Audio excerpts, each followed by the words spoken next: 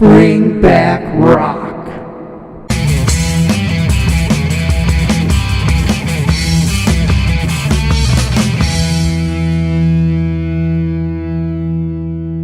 Hey everybody, it's Dean. Welcome to Bring Back Rock. Today we're doing part 2 of my underrated albums from 1989. If you haven't seen the first one, you go back and watch that one, please. And something I haven't said for a long time is subscribe, hit the like button. So if you wouldn't mind doing that, that'd be cool. All right, so I knew I was going to do this in alphabetical order. I knew I'd screw it up. So let's go clean up some that I missed on the first one. We're going to start with Danger Danger's self-titled debut album. It came out in 1989. I originally saw these guys opening up for Faster Pussycat, and I saw them in Atlanta, Georgia. There was an unknown local band called Jackal opening up for them, which is kind of cool. All right, so the band was Danger Danger. The first single was Naughty Naughty. They also had a song called Bang Bang, so I thought there was maybe a little pattern going on there. Came out, like I said, 1989. They were not quite as heavy, maybe a little more on the AOR side. But the kind of album you just want to roll down the windows, crank up the radio, and drive to wherever the night's going to take you. Songs, like I said, Bang Bang, Naughty Naughty, Saturday Night, Boys Will Be Boys, Rock America. A lot of just good, simple, catchy rock and roll. All right, next up, another one I missed, Easy-O, a Japanese band that got signed, kind of one of those bands that got signed after Loudness kind of broke through in the U.S. They were given a shot. Their first album, produced by Gene Simmons. Their second album, Fire Fire, came out kind of weird. Fire Fire, Bang Bang, Naughty Naughty, Danger Danger. But anyway, Easy-O's Fire Fire came out in 1989. It's their second album, just a good slab of probably more on the heavy metal side or the hard rock heavy metal side. Just a great Japanese band. They used to be called Flatbacker before they came to the U.S., and their name was changed to Easy-O. But Fire Fire was an underrated album in 1989. All right, next up we have Keel, Larger Than Live. Now this one got absolutely no promotion. I don't even know if I heard about it coming out until I saw it in the record store. 6 live tracks, 6 studio tracks. The 6 studio tracks on here are really, really good. Tony Palmucci was the new guitarist, replacing Mark Ferrari. Like I said, the album got absolutely no promotion at all, but the songs are really good. They are songs like Die Fighting, Evil, Wicked, Mean, and Nasty, So Many Good Ways to Be Bad, Fool for a Pretty Face. And this thing also had guest vocals by Jamie St. James from Black and Blue and Kevin DuBrow from Quiet Riot. So if you don't have it, check out Keel's Larger Than Live. They did one video for the album and then kind of broke up right afterwards. Next up we have, in my opinion, one of the greatest frontmen in rock and roll. The guy just oozes rock and roll. Michael Monroe, formerly of Hanoi Rocks. This was his first major label solo record. He did release Nights Are So Long before this, which is really good as well. But, of course, Guns N' Roses were huge fans. They released the whole Hanoi Rocks catalog on their Uzi Suicide label. And then, of course, the first video and single off of this album was Dead Jail or Rock and Roll, and Axl Rose appeared in that. So many great songs on this. Just a great album from start to finish. I've never seen Michael Monroe live, but I have tickets to see him in a couple months, and I cannot wait. This album only went to number 161 on the charts, even with the MTV play of Dead Jail and Rock and Roll. Really thought this one was going to be a little bit bigger than it was, but what can you do? All right, so Not Faking It, underrated, 1989. Next up, we have Pretty Boy Floyd, Leather Boys with Electric Toys. This one did get some promotion. Had 2 videos, Rock and Roll is Gonna Set the Night on Fire and I Want to Be With You. They set out to be like the most glam band, and I think they pretty much pegged the meter they were on. So Pretty Boy Floyd, Leather Boys with Electric Toys became kind of a big cult hit among fans of the genre. I really love it. Didn't really break through like they were expected to, but they did have, like I said, the 2 videos. They had some success. Some really good songs like the title track, Your Mama Don't Know. They did a cover of Motley Crue's Toast of the Town, which if you didn't have the 45, that was the first time a lot of us heard a version of that song. So Leather Boys with Electric Toys should have been bigger than they were, or Pretty Boy Floyd should have been bigger than they were. The album Leather Boys with Electric Toys. There's also a Canadian band called Pretty Boy Floyd who released Bullets and Lipstick, but they gave their name up, settled out of court with LA's Pretty Boy Floyd. All right, next up we have a band called Princess Pang, a Swedish and New York band, kind of members from Sweden and from New York coming together. Jen Foster was the vocalist. You might have heard Trouble in Paradise or seen the video on MTV. kind of gypsy metal, maybe Hanoi Rocks influenced. Find My Heart a Home, South Street Kids, No Reason to Cry, Scream and Shout. They toured with people like Mr. Big and Ace Frehley. Jen Foster left shortly after the tour, and Princess Pang kind of faded away after one album, but it's a really good album. Princess Pang, underrated, 1989. Next up, we have Royal Court of China. Now, this is a band that released an album, then they replaced half their band and got heavier. They went from more of an alternative band to just a greasy rock and roll band. Really good stuff. If you want to know more about it, want to see how B-movie legend Bruce Campbell and director Sam Raimi fit into the story, you can go watch that video. But Geared and Primed by Royal Court of China, really good, just straight up rock and roll record. Songs like the title track, Half the Truth, I love 6 Empty Bottles, So Your Love Is True, It Came Crashing Down the Staircase. A lot of great rock and roll from Royal Court of China on this one. Next up, Saraya, led by Sandy Saraya, released their self-titled album in 1989, and it was really, really good. They were kind of pegged to be the next Bon Jovi, or the female-led version of Bon Jovi. Didn't quite work out that way. But they did release a great album. Love Has Taken Its Toll is an amazing song and a great video. Go check that one out. But lots of good stuff on this one. Gypsy Child, Fire to Burn, Back to the Bullet, St. Christopher Medal. Lots and lots of great ones. This one went to number 79 on the charts. A little bit higher than some of the other ones on this list did. 79, and stayed on the charts for 39 weeks. So it had some staying power. It's found some audience, but it was still didn't quite break them through, and it's definitely an underrated album from 1989. All right, next up, we have Shark Island, led by vocalist Richard Black, who a lot of people say Axl Rose stole all of his stage moves from Shark Island. It was not promoted very well by Epic at all, and the band kind of just faded away after this first record. They did come back, release some more. They had another one before this one called School Bus, I believe. But good album, lots of good songs on it. Paris is Calling, Bad for Each Other, Somebody's Falling. Lots and lots of really great songs on this record. So Shark Island, self-titled album, released in 1989. Next up, we have one of my favorites from this year, Shotgun Messiah, released their self-titled album. Now this was kind of a remix of, they originally called Kingpin, and then they came over to the U.S., and Kingpin Bop City was the name of the record, and then they came over to the U.S., changed the name to Shotgun Messiah, and released it as a self-titled record.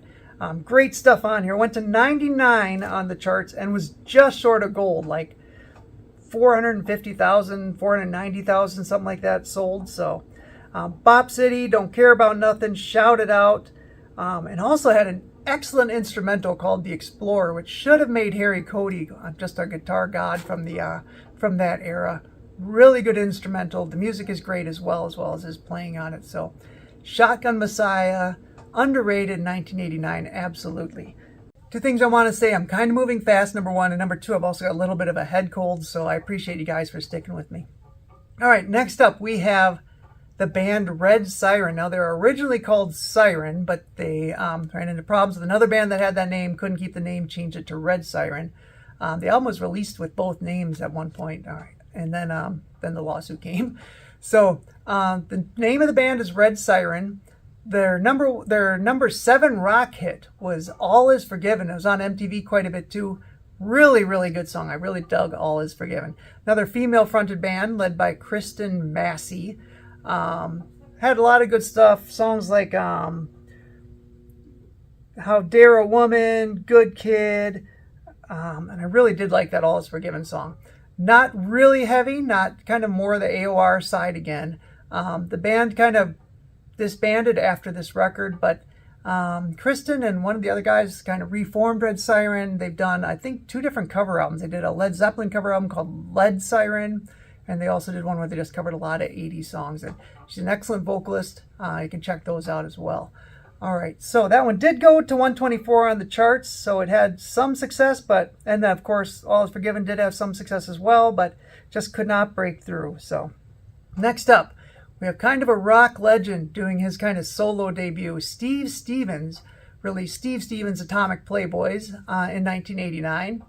He, of course, was most well known for playing with Billy Idol, but he's also did Jerusalem Slim with Michael Monroe, and he was also on Vince Neil's Exposed album. So he was out there quite a bit working with some really good vocalists, all three of those guys legends. So Steve Stevens' Atomic Playboys came out. It went to 119 on the charts.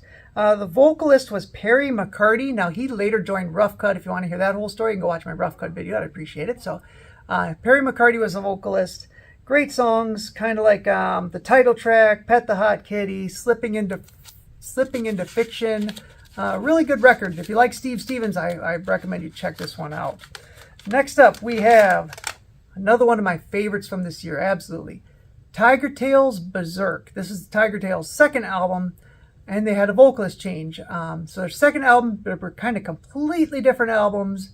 One was more of a sleazier album, and this one had a lot of big production, big choruses. I know there's a big budget compared to the first record too. So I love them both equally, but they are completely different records. I was in a record store and just saw it standing there. I didn't even know it had come out, and I had the first album already, of course. I've told that story before. And I saw the second album in there. I was like, man, I didn't even know. They got nothing, no promotion at all in the U.S. So Tiger Tail's Berserk. Kim Hooker was the new vocalist. Great song, Sick Sex, Love Bomb Baby, which of course had been featured now on the Peacemaker series, and it got a little bit of a bump in popularity. Noise Level Critical's got a great groove. Love Overdrive. I highly suggest if you like 80s hard rock, check out Tiger Tail's Berserk. I do not think you'll be disappointed. All right, next up we have another great record, Tora Tora, Surprise Attack. Possibly my favorite record cover. Really, really good record cover. Great bluesy rock band, kind of sound like maybe a slight variation of Great White's first record, maybe. Anyway, Tora Tora, I had them on the back of my Bang Tango album. Like I said, a friend of mine recorded those two albums for me, and I played that cassette a lot. Now, of course, I own them, but back in the day, I listened to that cassette a lot. Tora Tora, Surprise Attack went to number 47, and again was one of those albums that came up just shy of going gold. Walking Shoes, Guilty, Phantom Rider, Riverside Drive, Being There. Lots and lots of great, great songs out of this Memphis band, Tora Tora. Check out Surprise Attack. It was underrated in 1989. Next up, another total classic of the genre, cult classic of the genre, kind of like Pretty Boy Floyd was. Different band, glam again. Killer album. Everybody that did discover this back in the day really seems to love it, including myself. The name of the band is Vain. The name of the album is No Respect. Beat the Bullet was the first single and was amazing. I do also remember seeing these guys in Georgia, Atlanta as well. Killer band. That being said, they should have been huge and just weren't. Like I said, looked at now as a cult classic. Secrets, Beat the Bullet, Aces, the title track, Icy. I could just go on and on about all these. Just another great album. If you're not familiar with Vain, you probably are. But if you're not, I highly recommend No Respect as well. Definitely a great underrated album from 1989. Next up, another one. If you want to know more about this band, check out the video. You can check out the video on Vain as well to learn more about them. But XYZ released their self-titled debut album. It went to number 99 on the charts. It was produced by Don Dokken and kind of had a Dokken feel to it a little bit. Inside Out was a big hit. What Keeps Me Loving You. Just a Maggie. Just another really good hard rock, borderline heavy metal album. XYZ. Check them out. Next up, we have a band that I discovered more recently. The band is Melidian. The album is Lost in the Wild, and it's kind of an undiscovered gem. Really, really good hard rock album that most people probably missed back in the day. It has been re-released or reissued by Rock Candy Records, who always do a really good job. They had a video for Ready to Rock. They had other songs like Hands Off, Lost in the Wild, Top of the Rock, Living Under the Gun. Really, really good hard rock record. If you're looking for something that you haven't heard before, maybe check out Melidian, Lost in the Wild, underrated in 1989. Next up, You can also watch a video on this band, Badlands. I have a video on them. Of course, this was Jakey Lee's band after leaving Ozzy Osbourne's. Ray Gillen on vocals. Of course, Eric Singer was on there. He later went on to play with Kiss and Alice Cooper and Gilby Clarke.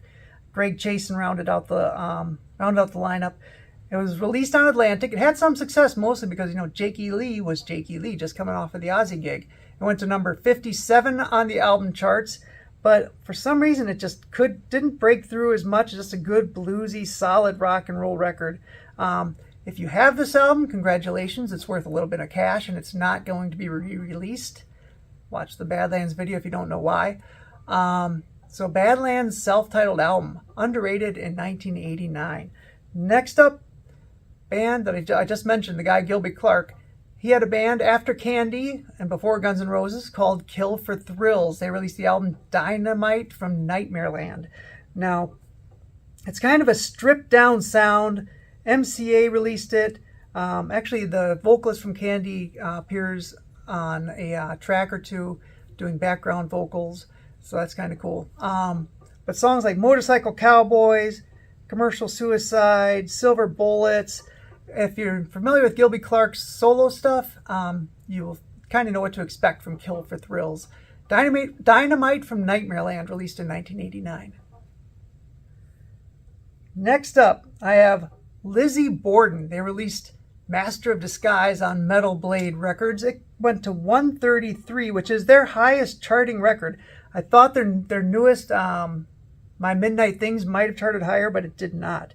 The title track is great. Love is a Crime, Sins of the Flesh, Phantom, Psychodrama, We Got the Power. Just a really, really solid album from Lizzy Borden, who we've mentioned on a couple of these, either in my underrated records or in the viewer underrated records. But Master of Disguise was their most popular as far as how high it charted, and a really good follow-up to Visual Lies. And there's one more band I want to mention, and that is Cry Wolf. They released a self-titled record in Japan, but I'm going to hold off to talk about them until 1990 when we talk about their album Crunch, because it's basically the same album. There's a track or two switched out, and the arrangement of the songs was different, but it's the same album. So I want to talk about Cry Wolf in the 1990 episode when I eventually get to underrated albums from 1990. But Cry Wolf did release this album in 1989, and Crunch is really good. So I'll talk about that then. All right, that's 20 more, I think, to add to the part one, which had probably 15 or 16. So there's a lot of underrated albums that came out in 1990. But I want you guys to make sure and tell me the ones I missed, so I can get that viewer underrated episode from 1989 as well. I appreciate it. I appreciate everybody watching. I really do. Thanks very much, and I will catch up with you on the next episode.